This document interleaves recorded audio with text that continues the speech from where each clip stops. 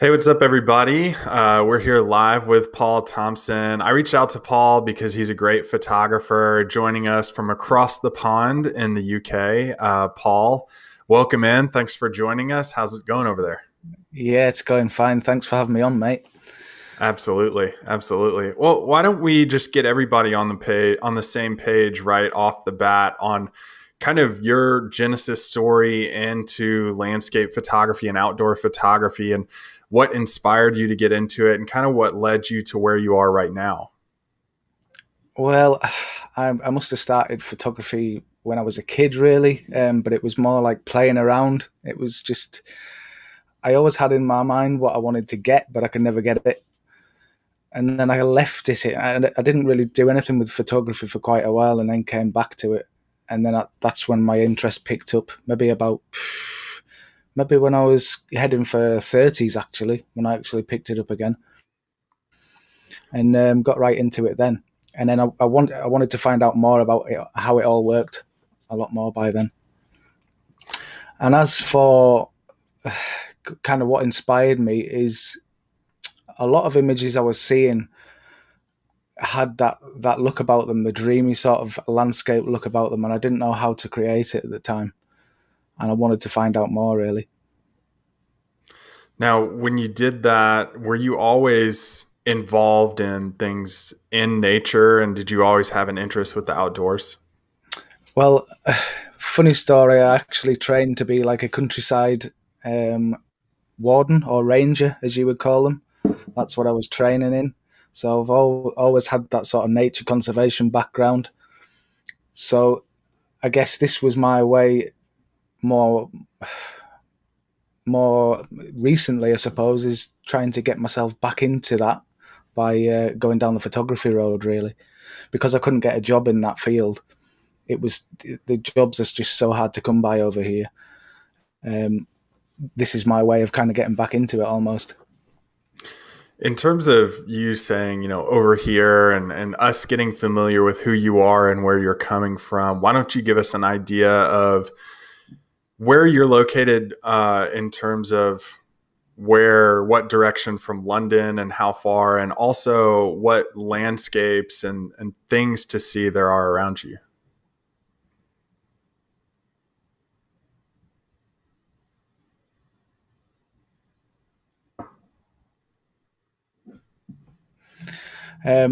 Where I'm based, is up near the Lake District, which is, as far as the UK goes, I'm as close to the Scottish border as you can basically get.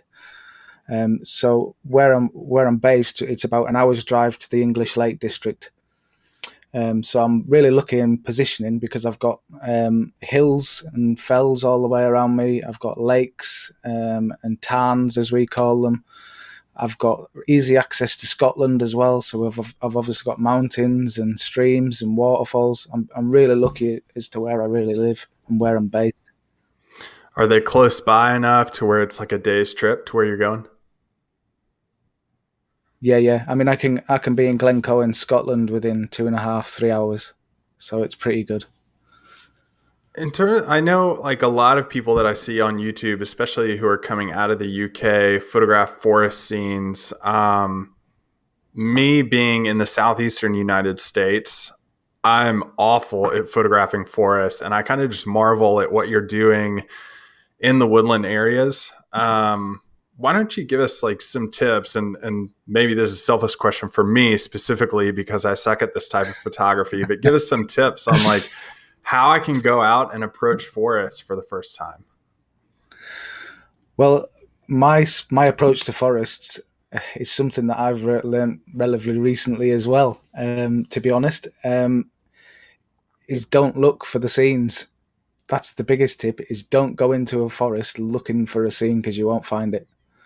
I think the easiest way to approach it is just to go into a forest as if you were going for a walk and wait for something to present itself to you. If you go in there with a sort of pre-visualized image in your mind, I think you'll really struggle to find it. And I found that myself relatively recently. I was searching around for images and it just wasn't happening. And the next time I went back, I was seeing them everywhere because I wasn't actually looking for them. Is So this that's the big. visiting the same places over and over? Yeah, because obviously of lockdown and all of that kind of position we've been in lately, I've been limited to where I can go. So I've been revisiting quite a lot of my local areas. Some of them I've been to before, some of them not so much. But just going back, I mean, I even went, in one case, I just went without the camera. I didn't even take the camera. I just went for a scouting mission and just walked through, and I was seeing shots everywhere. And then the next time I could revisit with the camera, I'd already knew where to shoot. Yeah, that's one of the things that I do periodically too, is just if I'm finding myself coming to a block like that, and in forest scenes, I go out looking for ferns or specific designs in trees and the trunks and the way that they're Yeah, leaning one way or the other. And if I do that too much, it's almost like I'm putting myself into a hole where I can't get out and I can't see anything else. And what you said was correct. I think is just going out with no preconceived notions of what you're going to find or what you're going to photograph, and moving through the steps of seeing those new places, and going out with a no camera at all, or I've even taken just like a little point and shoot or even my phone yeah, with me to find those places. Have you done that before? yeah. I just carry the phone in the pocket, and if there's something that really stands out, it means I can get a clear idea of what the shot's going to look like at least. I mean, I'm just going to throw my camera gear away. I'm just going to take my phone everywhere. I don't know about that. I don't know. It's a lot less gear to carry. That's one thing. That's right. That's right. In terms of like UK photography too in the outdoors, I know I've seen a lot of your recent work photographing. Like I saw a photograph that you just took of some castle, and you did some nice lighting with it. Was that from inside the castle that you were photographing? I think that would have been the Island Donnan Castle, was I it? think so. Yeah. Yeah, it was kind of a really dark and moody shot. Yeah, that was taken from actually on the loch side of that castle. It was it was actually a trip where I was with Adam Gibbs and Gavin Hardcastle at the time, and we were just having Gavin was doing a workshop, and I was just tagging along with Adam, and yeah, we just took that shot standing on the loch side on one evening, and just really dramatic, moody clouds, and yeah, got it from there. Just waited for the lights to come on in the castle when it got dark enough. But yeah, I really really loved that shot.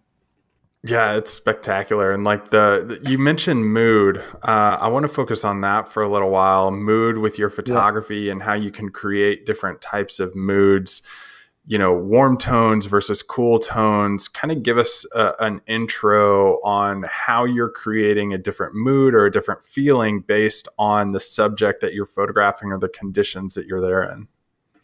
yeah. Well, as far as if I'm including like a building like the castle or something like that, I want like I go for a darker, moodier feel with it. So I basically I'll introduce cooler tones and and more blacks into the image to try and darken it right down. Whereas if I'm shooting woodland, like we were discussing before, I'll tend to get cooler tones in the background of the image, but then I want warmth in the foreground of the image, if that makes sense. So further back, I try to create that depth with cooler tones, almost to give it that sort of misty sort of feel to it. Yeah, that's a great point. And I think what you said too about pairing tones together is a fantastic way of doing things. Like we can do it in post processing with split toning and cooling off, the shadowy areas and warming up the highlighted areas. But I think capturing some of that in the field is what you strive for, and getting that nice like light highlights on a specific tree trunk or something like that is kind of what we strive for as photographers. And yeah, I mean, you know what I'm talking about. You Yeah, want yeah, that specific golden light cast on something so you have something to work with in post processing. yeah, for sure. Because then it cuts down post processing time. You don't have to try and work it as hard, basically. Yeah, it means you're spending more time in the field and less time behind a computer. Yeah, definitely. I'm all for that. Hey, Jerry asks, when you talk about a dreamy photograph, do you mean kind of like a long exposure photograph? And how long is the average exposure that you're creating when you are in the field? Well, it depends on what it's for. Not necessarily long exposures, but when I do long exposures, if it's for water or something like that, I have a fixed thing in my mind where I always go back to, and that's I try and get the most amount of detail out of water as possible. I don't want like that silky candy floss look totally. So what I'll tend to do is I'll go for around about of a quarter of a second in water, and then I'll even blend a couple of exposures. I'll do maybe a second exposure, a quarter second exposure, and blend them both so I can paint in bits of detail basically. And as far as the dreamy look, that's more related to I like my landscapes to have that sort of glow and a glow and a warmth about them. And you can get that via a couple of ways. A bit of autumn effect, not heavily overdone, of course, but I like that sort of glow and ethereal look with an image. Yeah, those are great tips, especially with the waterfall. I've found like a quarter of a second to a half a second. Because, like you Yeah, said, you don't want it completely blurred out. You still want to see those streaks in the water, especially in the outflow area, is where I find it really important because that's yeah, where the eyes will go within the composition. You want them to track down the waterfall and wind up somewhere. So that's great. And I don't know if you've used this before for some of the dreamy effect, and Orton effect works great, but yeah, also a Gaussian blur yeah, effect yeah, can work well sometimes too. yeah. It does definitely. And then you can dial that back a bit as well because I found when I was first doing it, it was I like to cover everything in it.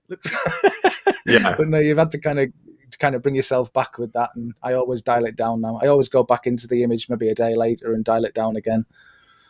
Yeah, that's a great point too, is when you're working on an image, give it some time to breathe. Like take it, upload it into Yeah, your post processing. And if you're struggling with it, just step away from it for a couple days and then jump back to it. And you'll probably have more ideas with some fresh eyes.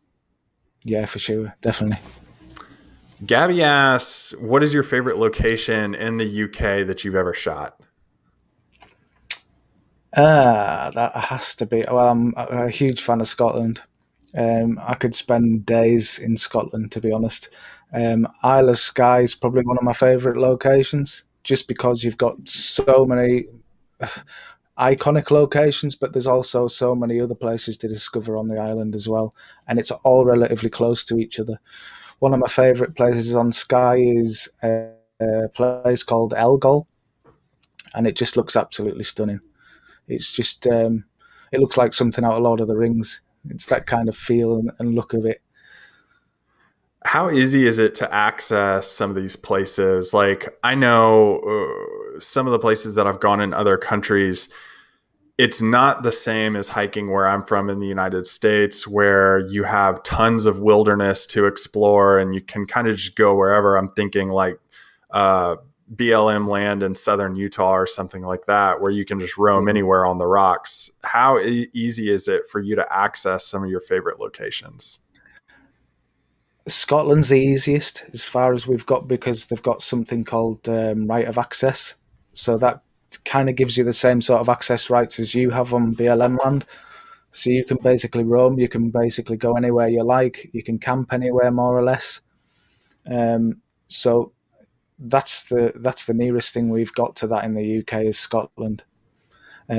Anywhere else in the UK, you'll just find keep out signs everywhere. It's all private land, so you're limited access really.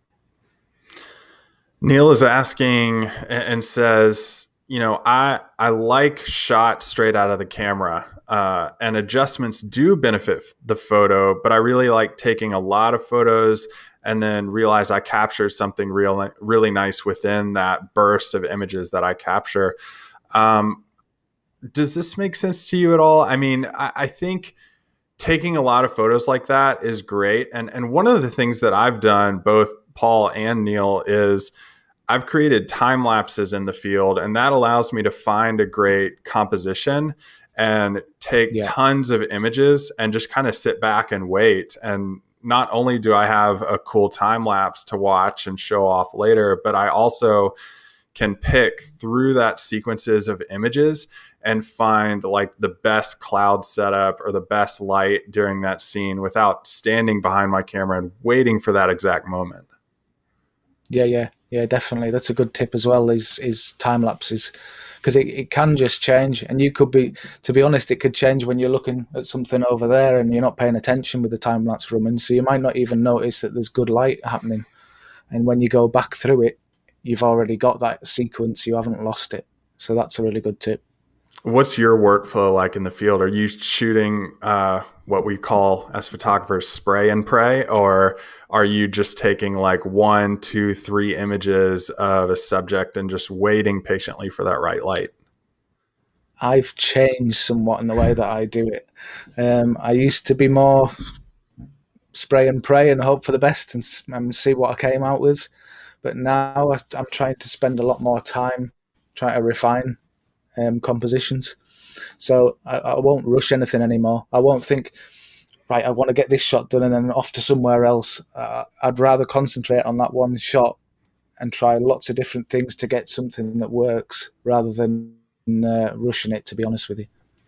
Yeah, I think I've kind of gone the same direction as you. I used to take tons of images in the field, and recently one of the things I've done, I started in film photography, and one of the things I've done with my digital camera is treated it like I was shooting film. Every time you press the shutter with a film camera, it's costing you money. So it really forces you to limit the amount of shots you get and really focus in on a good composition and study the images that you've captured already and just take a few at each location. Jack asked, do you shoot all seasons, and what are the best times of the year to shoot?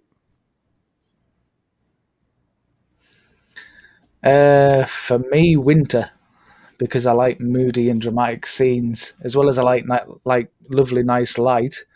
Obviously, I like sunsets and sunrises, but the good thing I find about winter photography is if you're getting mood and drama, you can shoot all day. It doesn't matter so much about those key times. You can shoot all day and still come away with a really great image. Yeah, that's like the wrong answer, man. I hate being cold. Yeah, well, you see, I'm used to it being here. It's cold even in the summer. That's true. You're used to it. I prefer like spring, early summer. You have a lot of wildflowers that are ready to go. And I think each location you're in, like Paul, you're in a completely different climate than I'm in. So the weather is totally different. Where I shoot in the Appalachian Mountains so much is you get that high humidity weather. And after a downpour of rain, you get tons of that smoke and atmosphere and mist that's coming up out of the valleys. And that's what creates like the drama in an image. But I think the similarities, though, that we're talking about is we're looking for weather events that create a lot of dynamic energy and drama in an image. Yeah, that's it. That's basically what I look for is that those weather conditions. Like for me, it's more like mist and fog. So those similar sort of conditions where you get haze and drama is I'm looking for mist and fog and low cloud, anything like that to just give the image a bit more oomph about it. Yeah. What people don't know about photographers is we're always out taking photos when no one else is, because no one else wants to photograph in those weather conditions. And true. It's brutal at times, but a lot of times the worst weather is the best time to be out shooting. Yeah, and it's sometimes when you get the best light as well. I mean, it can happen where the weather's absolutely awful and you're getting nothing, and all of a sudden there's breaks in the clouds and it just looks stunning. Yeah. But you don't get that if you're not there. That's exactly right. Lilia is asking, seeing as you live in the UK, do you have any good tips for low light photography or rainy day photography tips? Well, as we were just discussing there with mist and fog, that's the good thing that you get with rainy day photos. So, as far as the UK would be concerned, I'd be either going to one or two places. I'd be looking for hills and mountains, where the clouds are hanging around the mountains to give it that atmospheric conditions, or I'd be looking at forests for mist and fog, so I can separate trees from the background. Yeah, that's good. And for forests, what we were talking about earlier, you want that mist and fog because especially if you're photographing with like a telephoto lens, how it compresses things so much, like your subjects tree to tree, you want Yeah, that mist to act as a separator between those so that your subjects stand out from one another. yeah, Um, that's right. Otherwise, your light looks a little bit flat. With that mist and atmosphere, you get more three-dimensional space and a 2D representation of a landscape shot. Yeah, that's definitely right, and it also helps to declutter a scene as well. Hmm. So if you're really struggling because the background's messy, well, if you come back on a day where there's fog, well, it can be completely gone, and the actual foreground subject can pop from the image that way. What about pieces of essential gear that you're taking out for like misty, rainy conditions? Shower cap. You can't Believe mess it or up not, those curls, man. no, I'm telling you, a shower cap is the way forward because the amount of times you'll spend wiping your lens of rain, mist and rain, just a cheap shower cap that you can chuck over the top of the camera and keep the rain off if it starts to get too heavy is the best bit of gear you could take. Hmm. Yeah, just Oh, a cheap plastic cover. Yeah. yeah, yeah, that's the one. And also a polarizer. For sure a polarizer. I carry that in my bag all the time. Because Yeah. when you're getting wet, obviously wet foliage and leaves, sometimes you want to try and reduce a bit of the glare coming back on you on Hmm. the camera. Hmm. I would add in one of those rocket blowers that you can spray, you can blow Yeah. on the end of your lens. Um, Not just rainy day conditions where you're getting mist on your lens, but if you're photographing in front of like a larger waterfall scene, a lot of times those spray Yeah. up a bunch of water droplets. And if you're doing a Hmm. long exposure, you can just hold it and continuously spray the end of your lens with air, and it'll blow Yeah. those off, and you won't be able to see them in the final image. Also keeps it pretty clean for shots later in the day, so you're not again editing all those droplets off of your lens. Yeah, there's nothing worse than getting the perfect image and then you're looking at it and you're thinking, what is that? And then you realise, yeah, water droplet, not good. Yeah, Not good. yeah. I shot a storm that was coming across a valley in Grand Teton National Park one time, and I was just shooting. I mean, it was just generating tons of mist, and I was shooting out of the window of my car, and didn't realize until I got back on my computer I must have spent 9 hours editing just tiny little droplets all over the image, and it was one of my favorite images I've ever shot. If it was any other image, I would have just thrown it out and been like, forget it. Yeah, yeah. Well, this is it. It always happens to be the one you really like, though, doesn't it? That's right. That's right. What was the last time that you went out and shot in those conditions? Last time I think was probably a bit of woodland photography. Probably about 2 weeks ago. Just rainy conditions, and it got really, really heavy. Hence the shower cap. Because the trouble is our foliage over here. Some of it, when it gets into spring and there's a lot of foliage on the trees, it just drops. It just drops right through that forest canopy, and it just soaks you. So you've got to have some sort of protection for your camera because it will just soak it. Molly asks, Paul, can you describe your favorite waterfall shot and where that was? My favourite waterfall shot was on a trip to Canada 2 years ago now. Um, when I again back to Adam Gibbs again, I went to spend some time with Adam, and he took me to a few waterfalls over there. And there was one in particular, but I've forgotten the name of it. Completely forgotten the name of it. but it was just an absolutely stunning, because I'm not used to seeing big waterfalls.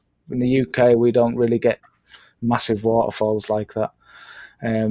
But yeah, it was just actually that whole area, and I can imagine the Pacific Northwest is a bit the same way. Is a lot of just stunning, massive waterfalls that I'd never seen the like of before. Yeah, in terms of that, like you're going into, like you said, a foreign landscape, something new that you've completely never seen before and never shot before. How do you approach for you a scene like that that's totally new, a similar subject, but a Mm-hmm. completely different kind of that subject? I try not to rush into it, so I'll try and stop myself and just sit and watch the scene for a while and see where things are happening. Watch where the light's falling on something, on the subject itself. Watch where the light, which direction the light comes through the trees, for example. Lots of little details like that, so I can just try and piece together where I'm going to set up for a composition. And I'll also try more now. I didn't at the time, but now I've gotten into the habit of just taking my camera out and walking around with the camera rather than putting it on the tripod and getting myself stuck in one place. I'll carry it around, walk around, and see what works best for me. Yeah. And again, I mean, back to the phone, I'll even put my camera bag down and Mm-hmm. just your phone is so much easier to just walk around and like hold low on the Yeah, perspective and see just on your phone screen what that may look like. And it'll probably give you a really good idea with a wide angle lens or even like a 24 millimeter, what that's going to look like. yeah, and especially the newer phones as well, where some of them have got like three different lens orientations on it, so you can actually see what each focal length's going to look like. All right, you've caused a bit of buzz with your shower cap. We're going to go back to it. Jerry's asking, do you mean you put the shower cap over the lens, or the shower cap over the entire camera and lens is the only thing out? I tend to put it over the whole thing. Uh-huh. Basically, I just get it over and stretch it right over the whole lens, unless it's a 70 to 200, and you might struggle a little. But I tend to put the shower cap right over the whole lot, Yeah. and then We're it gives me the sort of time then to worry less about the camera. That's true. We're dropping so many like good golden nuggets for photography, and I think the shower cap has totally stolen the show. Yeah, like something like a 50 cents or something shower cap. There you go. Yeah, that's it. And I'll say my favorite thing to put in my camera bag that's kind of along the same lines, that's totally weird, is a little instant coffee pack from Starbucks. Never hurts. I mean, No, I'm telling you, that can't have that enough is the coffee. savior when you really need it. Yeah, that's it. You can't go without coffee. That's for That's sure. right. Trisha is asking, I've learned a lot about hyperfocal distance in regard to nighttime shooting for stars in Milky Way. Do you use hyperfocal distance during the day with your waterfalls at something like f8 or f11 to maximize your depth of field rather than doing something like a focus stack? Yeah, well, I'll tend to always shoot around if I'm shooting waterfalls. I also always tend to go to around about f8 or f11 because I want the most I can sharp from front to back. If I can get away without stacking, I'll just use f8 f11 and see what it looks like.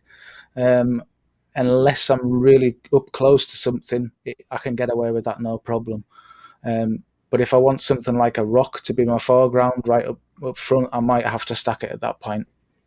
Yeah. Um, I use a lot of times hyperfocal distance with my waterfalls. And kind of Mm-hmm. like you said, if there's a huge log that I'm using as a leading line, I'll probably focus stack one or two shots just for that closest and Yeah. sharpest focus on that, just to get those textures in. But for the Mm-hmm. most part, hyperfocal distance does a great job. In terms Yeah. of Milky Way photography, do you do a lot of nighttime photography, Paul? No, I'll have to hand that over to you because I don't do any. It's something I want to do, but I haven't done any. Yeah. So with night photography, especially Milky Ways or star trails or something like that, A lot of times what I'll use if my subject is really close, like a big boulder is my foreground or something like that, I'll do Hmm. two separate exposures. And for the foreground, I'll do like a 2 minute long exposure with the focus on that. And then I'll Yeah. do a second shot at 20 seconds at f2 ISO 800, 1600, something like that. Hmm. And I'll blend the two together and match the light.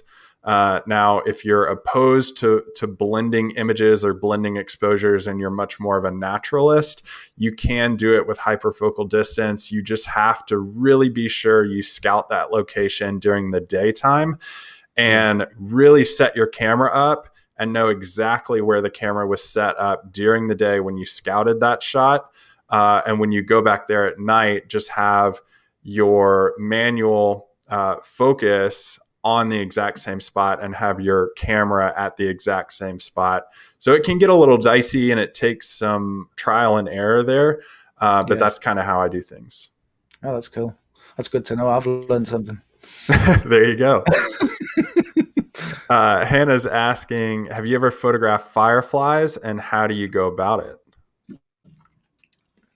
No, I haven't. Okay. Again, I'll have to hand that to you because we don't Okay. get them here. Oh, you don't have them at all? No, no, no. Okay. So in East Tennessee, this fun little event we have in, I believe it's this month in July. So we get something called Synchronous Fireflies, and they come out at the same time, and they just like kind of raise up, and they all light up at the exact same time. And it only Awesome. happens for 1 or 2 nights out of the entire year. Um, and it's kind of this mystery. I don't know why it happens, but if you Mhm. use a longer exposure, you can capture their movements as they're flying around and almost make it like a reverse star trail shot where you're getting a lot of the light painting going on Yeah. in the foreground. The only thing you really need to do for that is I would say settings should be somewhere around probably like a 5 to 10 second exposure so that you're Right. getting all those fireflies flying around. You can go up to 30 seconds or something like that. Hmm. But the longer exposure you get, the smaller your aperture ring needs to be in your lens to let in less light. So you're allowing for that longer exposure. And you're just working to balance those two things out. But it's just a fun way to capture natural light painting that's going on in your foreground. Yeah. Yeah, sounds really interesting. Yeah. Something I'll have to experience by the sound of it.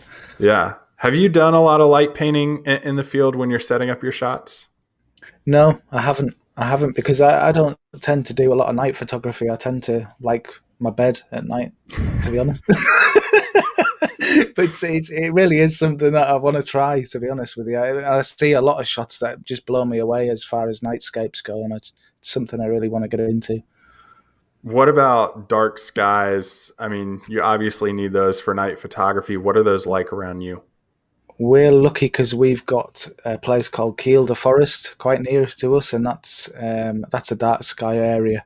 So I could go and do it. It's just I haven't been to do it yet. But it's maybe an hour and a half away, something like that. And it's got an observatory. It's that good. It's got an observatory there, so it could be interesting. Mike asks, how's the camper van life and how has it changed your landscape photography? Well, I've only really had it for a month, and I've been working on it for about a month to try and get it all sorted because it was half done when I got it. So I've been fitting it out with sinks and cookers and all the rest of it. I've only been out in it once since we got it, but I can see it's really going to help. I'm kind of using it in two ways. I'm hiring it out for extra income, and I'm also obviously got the ability now to go likes of Scotland, Glencoe for a trip for a few days at a time, and actually make some more content with it. So I'm really looking forward to getting out with it. How does a camper van like that, or we can just say camping, Yeah. how does it benefit photographers rather than like sleeping at home and making the long drive in the morning? Well, for the first thing, it means that you can get there fresh. you can be there for any events that happen. So if the light's really good and you're driving towards the location and the light's already getting good, there's nothing worse than that, because you Mhm. can see it happening in front of you. Whereas if you're already there, you can get to it a lot faster. And it also means that you get to see more of the area for more of the day, so you can get to see where light falls in different places. So you might want to actually, instead of being there the whole day and doing like a sunset, sunrise, you're in that place all the time. You can do whatever you want. You can get it, capture it in all different conditions, and I think that really helps. You're not kind of focusing yourself for one particular look in an image. Yeah, you always want to be in a position to anticipate the light, not Yeah, chase it and yeah, rush to capture something. There's, like you yeah, said, there's nothing worse when you see it firing off and you're 30 minutes away. yeah. And by the time you get there, that's it. It's done. Yeah, exactly. We know it Yeah, too well. yeah, definitely. Bonnie's saying that she really enjoys light painting, but asks, how would you suggest doing something like capturing the beauty of hummingbirds or a fast motion? Hmm. Again, we don't have them. You you don't have them either, man. What No, do you have up where you are? we have nothing here. We have nothing. No, we don't have hummingbirds. Just we have lots of different types of wildlife. Hmm. Nothing as fast moving as a hummingbird, though. Um, I have seen them in motion before, um, but for me, we don't have anything that moves quite as fast as that. Um, so how would you go about it? I think if it were me, I don't do a whole lot of like bird photography. I've done a little bit. I'm a such an impatient person. I have trouble sitting in one spot for a long period of time. But I would probably do something like F4, Hmm. using a fast shutter speed, a really fast shutter speed if we're talking hummingbirds. So probably like even 1/2000th of a second or higher.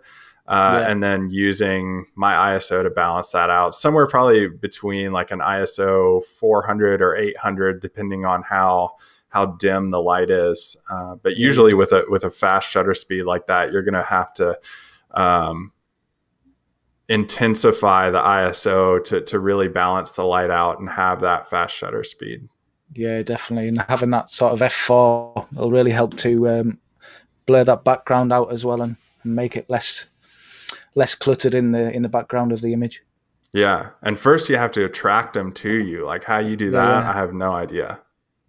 Just stand there with something in your hand, mate. Oh, is that how you do it? I've seen people doing it. Yeah, just I don't know, like it's almost like honey, like a sweet like nectar or honey. I've seen people holding it just in their hands and Right. attracting them. Amazing. But then you have like, then you're kind of going Yeah, like this with your long yeah, lens. We actually on Outdoor Photography Guide, there is a how to photograph hummingbirds video that we'll put in the link in the chat for you guys to have. So just disregard what Paul and I have been saying. I'm sure we've said something right about capturing hummingbirds, but we will link that below yeah, yeah, for you guys to check out and learn. In terms of like where you are, Paul, yeah. what would you say is your bread and butter, your go-to type of photograph that you capture? Round here for me, I'm attracted to castles at the minute. I don't know whether you've noticed. I did across in the northeast. From here, I've got about an hour and a half drive, and I can be at four different castles. Two of which are on the coast.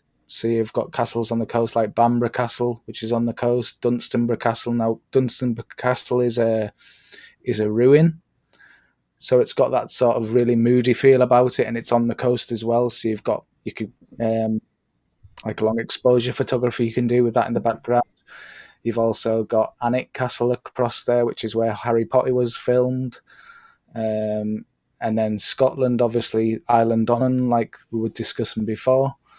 So lots of those type of images is where I've been going at the minute. But as I say, I'm surrounded by all sorts around here. Woodland as well. Woodland is my kind of image that I go to quite a lot as well. If I'm stuck for weather conditions or something like that, I can just go to the woodland and I can always get an image. Yeah, and if you want to see any of these, you can go to Paul's Instagram. It's at Paul Thomson Photography. Um, and it's like I'm scrolling through it right now. It's every subject that you were talking about. We do have a hummingbird update. Bonnie is saying that hummingbirds are in her yard, and if you feed them, they will come. So we were half right in what we were Oh well, predicting there. there you go. There. You were a little more right than I was, and you don't even have them in your area. Yeah, yeah. Well, it was just a guess. Do you remember for you and your past, like the first photograph that you took and that made you kind of say, hey, I could really latch on to something like this and I could really be thrilled about going out and capturing images that inspire me? Yeah, and that was based around long exposure photography of waterfalls. It was something that I always wanted to do. I always wanted that look, as we were discussing before, the dreamy look in a waterfall. And the first time I got that, I was blown away by it. And that kind of attracted me more to water shots. One of my one of the big things in a lot of my photography is I like water. I like the movement of water. So if you're scrolling through that Instagram field, you'll see a lot of it's got water in it. Um, I just like the texture and the movement of water in all of the shots. It can add so much, and it can act as a foreground subject, or it can add as a passive subject in the image. But it's just got so much going for it. So that's what really attracted me. I think the first image I ever got where I really felt as though the water looked right in the image. Was there a point where you, I mean, I see a lot of like secluded subjects when I was going through your Instagram and seeing the different images that you had captured and posted recently. A lot more of an intimate scene and Mm-hmm. smaller scenes, I think. Why do you think you gravitate towards something like an intimate scene, a smaller scene versus a bigger one? It was a conscious effort to stay away from the iconic shots, I think, and try and focus on what I had locally around me more. And I think lockdown helped with that really because it meant you couldn't travel, so you had to be kind of more imaginative in how you approach the scene. And because I'd been to the woodlands around me quite a lot, um, I'd shot them over and over again. I didn't want to just keep repeating myself, so every time I went, I looked for something smaller in the same sort of areas, but I just looked for something smaller within that scene. And I just wanted to try and bring attention to what makes those areas up. Basically, I suppose it was a looking at it was to try and draw attention to the how diverse an area was. Yeah, definitely. And it's about finding those iconic locations and taking a photograph there. But when you're talking about iconic locations and shooting a lot of scenes that are close by you, like you've mentioned, you can only take so many compositions of those in the same Mm-hmm. conditions until you're like, okay, what else is here? What else can I find? And Yeah. I think in my opinion, in my experience, I've found a lot of smaller scenes to be more enjoyable because you're able to capture little natural portraits of the smaller things within a landscape that make up the grand landscape Mm-hmm. that you've already enjoyed.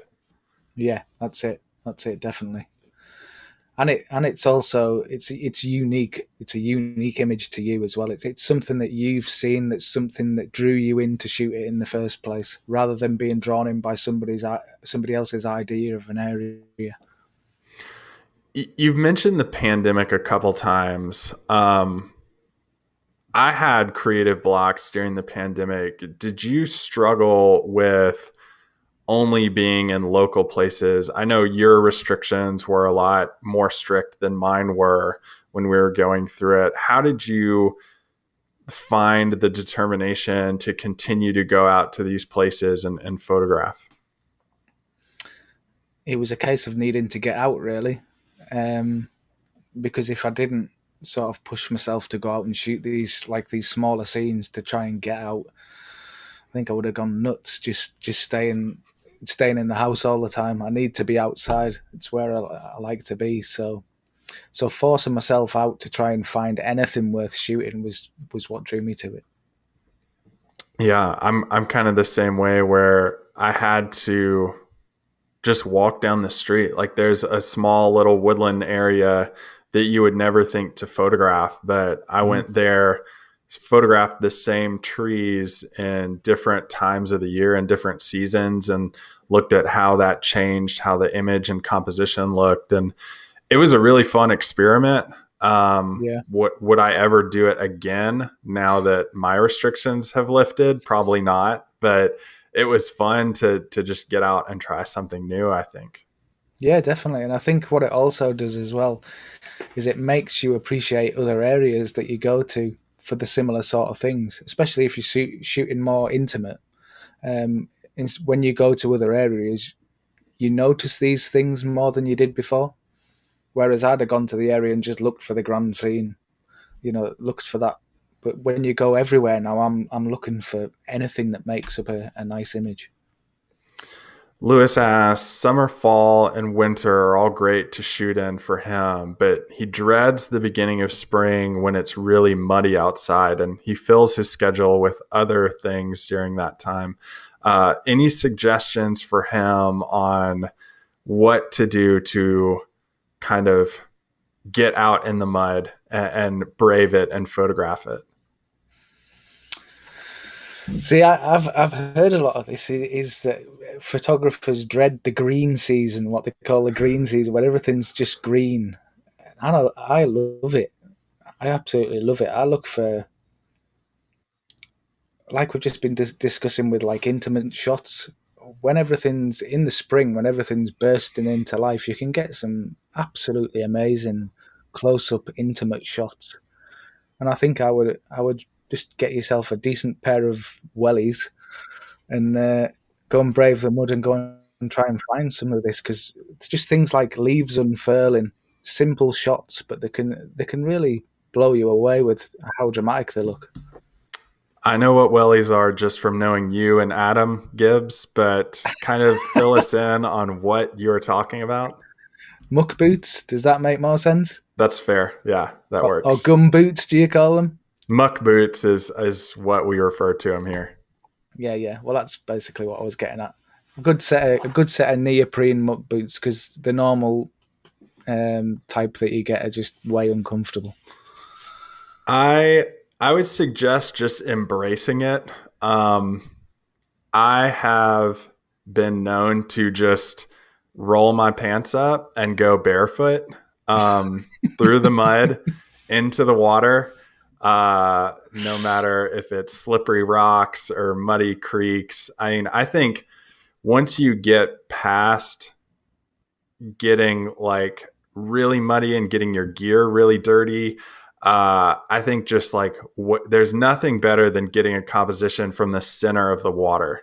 I think Yeah, that it gives you a totally different perspective than what you get from the side, the edge of the streams where it is all really muddy. When you yeah, get into the water more, and that you can only, I mean, if you're not able to get all the way out into it, if it's high water or, I don't know, if you have bad footing or something like that, even if you get just a couple feet in, you're yeah, cleaning up the foreground of your composition and you're able to get like a much cleaner shot than you would having all that mud in the side. yeah. It also gives you a lot more depth that way as well, I find, because you're getting the drama of the water coming towards you, or rushing away from you. You get more of a feel within the image. Mm-hmm. Yeah, you just have to brave, well, for me, the cold water, but for you, you're in your muck boots, so you can get out in it pretty Yeah, easily. unless I go over the top of them, which happens quite often. Yeah. Ravi says, Paul, I would love for you to come out to the Arizona desert and see how you make that look foggy. What a challenge that would be in the desert. Yeah, smoke grenade. Yeah. You know what's funny about like Arizona is it's so dry, and this happens all over the desert Southwest. Is like Arizona, southern Utah, parts of eastern and southern California, where it is so dry and arid. It it's so unique for me because I don't have that moisture in the air. It's so unique to go out there and see just clear skies, but yet it's so difficult to photograph. And because Yeah. it's so wide open, I understand what he's saying about like without those conditions, it's really hard to compose something that's dissected Hmm. by weather events. You know what I'm saying? Yeah. Yeah, I know what you mean. Definitely, because I suppose it's what we would call a blue sky day effect here. Is if you just got a bluebird sky, there's nothing worse than trying to make something with that. It makes it all the more hard, I think, doesn't it? Yeah. But in Arizona, you also get amazing skies because it's so clear, amazing Hmm. sunsets. Yeah. Um, I almost and I would love to get your thoughts on this, Paul. Going to new locations, like going to Arizona or the Yeah. desert Southwest, is something completely foreign to me. You talked about going to Canada and the Pacific Northwest. Um, when you get to a location and you're experiencing something completely new like that, I've almost Hmm. felt like it's like culture shock in a way Yeah. to Yeah. experiencing a landscape. Yeah. Definitely, it is. It is, and that's why I've found myself in those sort of situations. I try to take not look at it down the lens almost. Is I try and take it in first, and it kind of gives you more of a feel for the area. Like if I had to go to Arizona, for example, and I was in dunes, I'd probably be looking for something like dust to try and create the same atmosphere as the mist would. You know what I mean? So something to kind of replicate this a similar sort of feel. Yeah, I think about something like Death Valley dunes where you get higher winds and it kicks up a lot of that sand, and it does Hmm. create a very similar atmospheric effect to give you more depth between your subject matter. Yeah, yeah, yeah. And that's where those longer exposures come in too.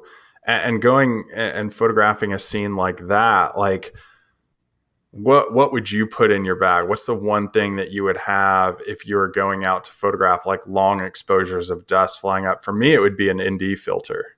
Yeah, well, I tend to carry around ND filters as well, but I tend to carry around combined. So I have a 3-stop dark CPL, and I have a 6-stop dark CPL as well. Um, so I've got the ND already built into the circular polarizer, so I've got the best of both worlds with that. Mm-hmm, mm-hmm. Bonnie's watching. She's saying she is in the Las Vegas Valley too, and has great, bright, broad night skies as an advantage to her. The skies out there are absolutely nuts, insane at Mm, night. I mean, I've never seen a clearer sky than in Death Valley. But what's interesting about the Las Vegas Valley is you can see all the way from Death Valley. If you do a long enough exposure, you get atmospheric glow from Las Vegas because it's so bright. yeah, that's nuts. Isn't it crazy? I mean, Yeah. the thing about night photography that you have to watch for with that sort of thing is number one, what direction the Milky Way is going to be in and how much ambient light is going on around you, because Hmm. you do get that hazy glow because there are dust particles in the air, and when Yeah. those refract light, it creates this weird glow sometimes in your photos. I've had tremendous trouble with that around coastlines because of all the salt water that's in the atmosphere too. Yeah, yeah, yeah, definitely. I think the only place we would have somewhere similar for big skies is funnily enough the Isle of Skye. I always feel as though when you go to the Isle of Skye, it's the sky looks massive. It just looks wide open. So it's something that probably in the next trip up there, I'll maybe try some nighttime photography up there. How many times a year are you getting up there? It's going to increase now, hopefully. But it was a couple of times last year. which isn't that much because work was in the way. But obviously, with the work situation changing now, I'm going to hopefully get up there a lot more. Mm-hmm. Do you have what trips planned out? Do you have for the rest of this year and upcoming in 2022? Well, I've got a trip up to Scotland in November. We've got workshops in the northeast coming up. We've got a workshop in Italy, hopefully this year, that I'm organising with my friend Matt Bishop. So that should be all good, and that's all medieval castles and all sorts of things like that. So really looking forward to that. And then into next year, hopefully more workshops with any luck if things keep going on the up. Great. Where can people go to find more out about you? My Instagram channel, as we mentioned before, and my website as well, which is the same as the Instagram, paulthompsonphotography.co.uk. And also my YouTube channel as well, which is Paul Thompson Photography as well. Awesome. Well, thank you so much, Paul, for joining us. And thank you for everybody watching for all the great questions and dialogue back and forth. Please go out and buy yourself a shower cap. Thanks very much.